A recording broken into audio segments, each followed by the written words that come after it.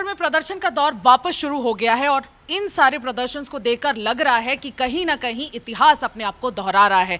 जी हां, हम बात कर रहे हैं 45,000 कॉन्ट्रैक्चुअल वर्कर्स की जो धरने पर बैठे हुए हैं 3 जुलाई से और उनकी एक सूत्रीय मांग रेगुलराइजेशन पर गवर्नमेंट ने अभी तक कुछ नहीं किया है। आप सभी का स्वागत है छत्तीसगढ़ राउंडअप के इस नए एपिसोड में और आज हमारे साथ मौजूद है शिव दुबे जो 30 साल के ऊपर के पत्रकार हैं, छत्तीसगढ़ के दैनिक भास्कर के स्टेट हेड है और आज हमारे साथ इस विषय का विश्लेषण ये हमारे साथ मिलकर करेंगे। आपका बहुत बहुत स्वागत है छत्तीसगढ़ राउंडअप पे और छत्तीसगढ़ तक के सारी ऑडियंस आपका स्वागत करती है। सर, पहला सवाल यही होगा कि जो कॉन्ट्रैक्चुअल वर्कर्स हैं 2018 में भी ये इसी तरह बिल्कुल प्रदर्शन पर बैठ गए थे और इस बार भी इनका प्रदर्शन देखने को मिल रहा है। 45,000 कॉन्ट्रैक्चुअल वर्कर्स धरने पर बैठे हुए हैं। गवर्नमेंट इस चीज़ को सीरियसली क्यों नहीं ले रही? सर, पहले तो मैं यही पूछूंगी कि 2018 में क्या हुआ था और इस बार आपको लगता है कि ये प्रोटेस्ट थोड़ा सा कम इंटेंस है या उससे ज़्यादा इंटेंस है? अगर आप ज़रा इतिहास टटोल के हमें बता पाएँ। देखिए, 2018 के चुनाव के पहले भी जब ये कर्मचारी बैठे थे जी, तब उनका पेनिट्रेशन इसी तरह से था जी। इसको हमको समझना होगा कि जो सरकार जाती रहती है यानी चुनावी मोड पे जब जाती है जी, तो वो हर लोगों को खुश करने की कोशिश करती है। कर्मचारी भी चाहते हैं कि उनका फायदा हो, उनका भला हो जी। और इसीलिए जो अनियमित कर्मचारी हैं वो धरने पर बैठ गए हैं। इसी तरह का पेनिट्रेशन हमको 2018 में भी देखने को मिला और अब फिर से वो धरना दे रहे हैं। उनको ऐसा लग रहा है कि सरकार जाते जाते हमको नियमित कर जाएगी जी। लेकिन महत्वपूर्ण बात यह है कि सरकार इन सब पे फैसला लेने के पहले अपने खजाने को देखने की कोशिश करेगी। जी जी।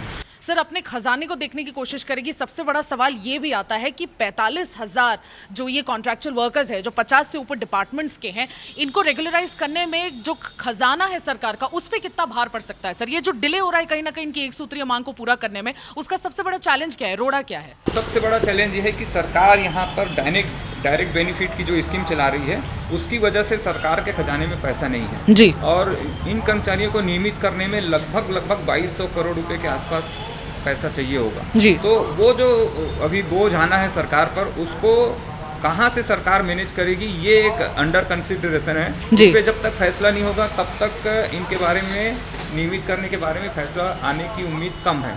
लेकिन ये बात भी सही है कि सरकार ऐसे लोगों को खुश करने के लिए 45,000 संख्या में कर्मचारी हैं, फिर इनके साथ जुड़े दूसरे लोग हैं, फिर इनका परिवार है, ऐसा करके बहुत बड़ी संख्या में वोट बैंक जो है वो इनके सामने दिखता है। तो हो सकता है कि चुनाव की अधिसूचना लागू होने के पहले सरकार इनके बारे में कुछ सोचे।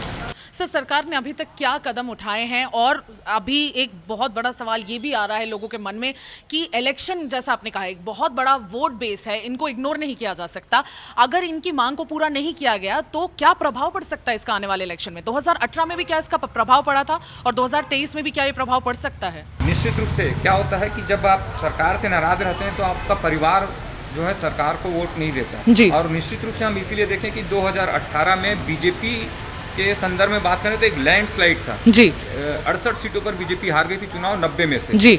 वही स्थिति कर्मचारी पैदा करते हैं और कर्मचारियों के पास निश्चित रूप से उनका परिवार और उनके से जुड़े लोग जो होते हैं वो सरकार के खिलाफ वोट करते हैं। इसलिए सरकार जो है इनको मनाने की कोशिश करेगी और इनके बारे में कोई ना कोई फैसला करेगी, ऐसी उम्मीद भी है। सर, हम जुलाई 18 से मॉनसून सेशन देखने वाले हैं 4 दिन का। आपको लगता है कि आने वाले जो सत्र है उसमें कोई ना कोई एक फैसला देखने को मिलेगा? इनको ये उम्मीद हो रही है? आपको लगता है कि सरकार सच में इस रूप में, इस डायरेक्शन में आगे बढ़ रही है? देखिए, मानसून सत्र में फैसला नहीं होगा। सरकार अपने कैबिनेट में फैसला करेगी ताकि पूरा श्रेय सरकार को मिले, पूरी विधानसभा को न मिले, क्योंकि उसमें विपक्ष के लोग भी होंगे। सरकार कोशिश करेगी कि उसका फैसला जो है कैबिनेट में हो और कैबिनेट में फैसला करके वो सुना दें। हाँ सर, कल हमने देखा डॉक्टर रमन सिंह जो पूर्व मुख्यमंत्री रहे हैं छत्तीसगढ़ के, उन्होंने कल जाके इन सारे कॉन्ट्रैक्चुअल वर्कर से बात करने की कोशिश की, बिल्कुल उसी तरह जैसा 2018 में कांग्रेस ने एक मैनिफेस्टो में वादा कर लिया था और वो वादा खिलाफी भी 4 साल बाद भी हम देख रहे हैं कि वो पूरा नहीं कर पाई है कांग्रेस। तो आपको लगता है बीजेपी भी ये जो वादा कर रही है ये एक लॉलीपॉप दिखाने का काम है? और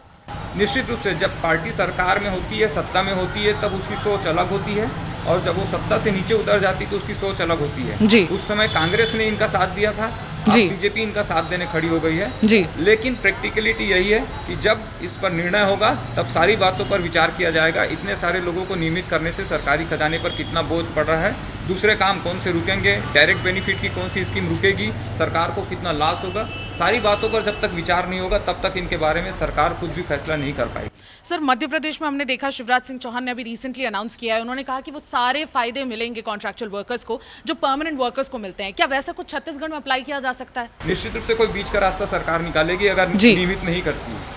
बिल्कुल, सरकार जिस तरीके से आगे बढ़ रही है कॉन्ट्रैक्चुअल लेबर वर्कर्स को लेकर, वो बहुत अहम होने वाला है। सरकार के सामने एक बहुत बड़ा वोट बैंक है और सरकार को बहुत ही सीरियसली इस पर विचार विमर्श करना होगा। उन्हें रेगुलराइज कर भी दे अगर इलेक्शन के मद्देनजर, तो एक्सचेकर पर कितना भार पड़ेगा वो सोचना बहुत अहम होने वाला है।